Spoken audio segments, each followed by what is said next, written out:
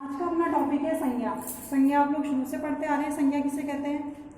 किसी व्यक्ति, वस्तु, स्थान, भाव आदि के नाम को क्या कहते हैं? संज्ञा कहते हैं। इनके और संज्ञा के तीन भाग होते हैं। मुख्य रूप से कितने भाग होते हैं? तीन भाग होते हैं। कौन कौन से? व्यक्तिवाचक,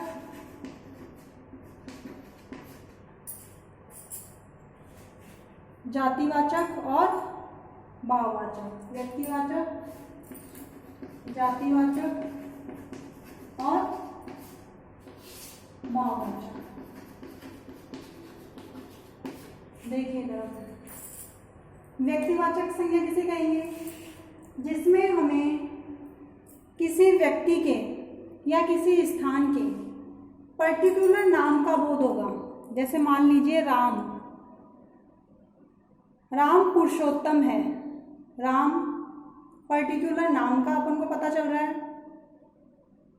ये क्या है? व्यक्तिवाचक संज्ञा है। जैसे राम का जन्म अयोध्या में हुआ। अयोध्या क्या है? किसी स्थान का नाम है। स्थान का नाम है, तो ये क्या है? व्यक्तिवाचक संज्ञा है। जब हमें किसी के बारे में पर्टिकुलर जानकारी मिलेगी, बिल्कुल सटीक ज्ञान जो हमें मिलेगा, उसे हम क्या कहते हैं? व्यक्तिवाचक संज्ञा कहेंगे।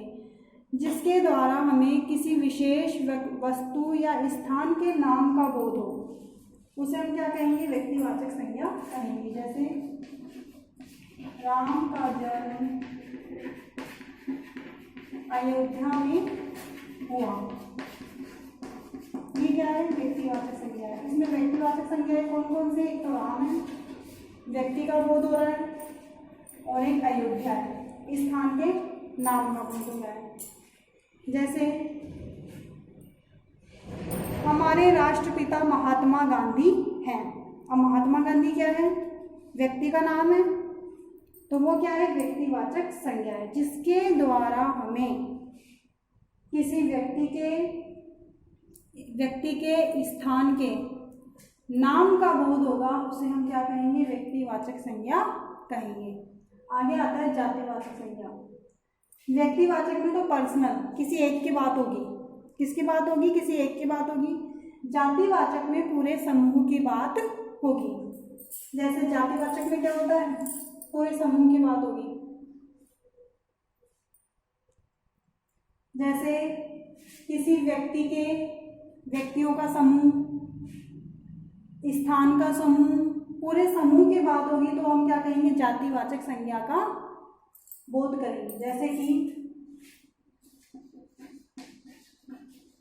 व्यक्तियों का जन्म गांव में हुआ।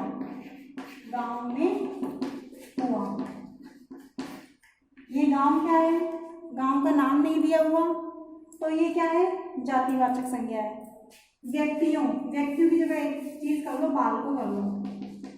बालकों, व्यक्ति बहुत बड़ा हो जाता है, और बालकों की जगह अगर शिशु कर लोगे तो वो और भी अच्छा रहेगा। बालकों कर लिया। बालकों का नाम नहीं है कौन कौन से बालक का जन्म गांव में हुआ। हमें नाम का नहीं पता है, हमें केवल इतना पता है बालकों का जन्म कहाँ हुआ है? गांव में हुआ है। तो ये किसका समूह आ गया? प्राणियों का समूह आ गया। तो जहाँ पर समूह की बात होगी, वहाँ पर कौन सी संज्ञा होगी? जातिवाचक संज्ञा होगी। इन शब्दों से हमें किसका पता चलता है? यहाँ पर जातिवाचक संज्ञा का बोध हो रहा है। यहाँ पर एक नाम का फिक्स नाम दे दिया था कि यहाँ पर अयोध्या में केवल राम का ही जन्म हुआ है, उसके अलावा कोई नहीं है। तो ये क्या है? केवल और केवल व्यक्तिवाचक संज्ञा है।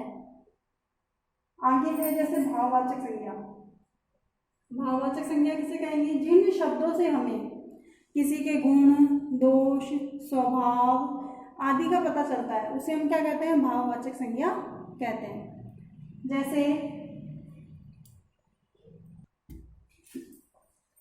है रसगुल्ला मीठा है। अब ये मीठा है, हमें पता चल रहा है। किसका पता चल रहा है? हमें रसगुल्ले के स्वभाव का पता चल रहा है कि हाँ भाई रसगुल्ला मीठा ही होता है, कड़वा नहीं होता है। ठीक है। हमें स्वभाव, गुण, दोष आदि का, जिन शब्दों से हमें स्वभाव, गुण, दोष आदि का ज्ञान होगा, उसे हम क्या कहेंगे? भाववाचक संज्ञा कहेंगे। ये क्या है? भाववाचक संज्ञा है। अगर मान लीजिए अंडरलाइन इसके ऊपर आ गई, अब ये कौन सी संज्ञा होगी? व्यक्तिवाचक या जातिवाचक है? ये कौन सी संज्ञा है? ये व्यक्तिवाचक संज्ञा है। अगर मान लीजिए आ जाता मिठाई मीठी है, अब ये मीठी तो क्या है? भाववाचक संज्ञा है, इसका तो फिक्स है, गुण दोष का पता चल रहा है। लेकिन ये मिठाई, अब ये कौन सी संज्ञा है? ये व्यक्तिवाचक है या जातिवाचक है? ये कौन सी संज्ञा है? ये जातिवाचक संज्ञा है। पूरे समूह की बात की जा रही है। यहाँ पे किसकी बात की जा रही है? पूरे समूह की बात हो रही है। जहाँ पर पूरे समूह की बात होगी वहाँ पर जातिवाचक संज्ञा, और जहाँ पर पर्सनल किसी एक ही चीज, एक ही व्यक्ति की बात होगी, पर्टिकुलर वहाँ पे नाम दिया हुआ रहेगा, तो वो क्या रहेगी? व्यक्तिवाचक संज्ञा रहेगी। और जहाँ पर हमें गुण का और दोष का पता चलेगा वो क्या कहलाएगी? भाववाचक संज्ञा कहलाएगी। जैसे दूसरा उदाहरण अपन देखते हैं। जैसे अपन दूसरा उदाहरण देखते हैं, पक्षी उड़ते हैं। अपन को पता चल गया पक्षी उड़ते हैं, और पक्षियों की बात हो रही है। पूरा समूह दे रखा है या एक नाम दे रखा है? आपको शब्द से पता चल रहा होगा ये क्या दे रखा है? पूरा का पूरा समूह दे रखा है। जहाँ पर पूरे समूह की बात होगी, पूरे ग्रुप की बात होगी, वो ग्रुप किस किस का होगा? व्यक्ति का, जाति, वस्तु।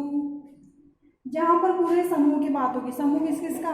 व्यक्तियों का समूह हो गया, जानवर, पक्षी, किसी भी चीज का समूह हो जाएगा, और वस्तुओं का समूह, स्थान का समूह, उसे हम क्या कहेंगे? जातिवाचक संज्ञा कहेंगे। जहाँ पर पूरे समूह की बात की जाएगी, किसी विशेष जाति वर्ग के व्यक्तियों की, स्थानों की और वस्तुओं की बात की जाती है, उसे हम क्या कहते हैं? जातिवाचक संज्ञा कहते हैं। जैसे मान लीजिए अब हमको दे दिया, अपन को एक नाम दे दिया गौरैया, गौरैया दे दिया, गौरैया उड़ती है। अब ये क्या हो गया? व्यक्तिवाचक संज्ञा हो गई। क्यों हो गई ये व्यक्तिवाचक संज्ञा? क्योंकि यहाँ पर अब किसी का पर्सनल एक नाम दे दिया। तो आज अपन ने पढ़ा संज्ञा। संज्ञा के 3 भाग पढ़े, व्यक्तिवाचक, जातिवाचक और भाववाचक। व्यक्तिवाचक में किसी पर्सनल एक विशेष व्यक्ति, स्थान या जाति का उसके नाम का पता चलेगा। जातिवाचक में जो व्यक्ति, स्थान, वस्तु है उसके पूरे समूह का, पूरे जाति का हमें पता चलेगा। और भाववाचक में हमें किसी व्यक्ति के गुण, दोष, वस्तु का स्वभाव वगैरह आदि हमें जो पता चलेगा तो हम उससे क्या कहेंगे? भाववाचक संज्ञा कहेंगे। तो अपना ये संज्ञा का टॉपिक अब पूरा होता है।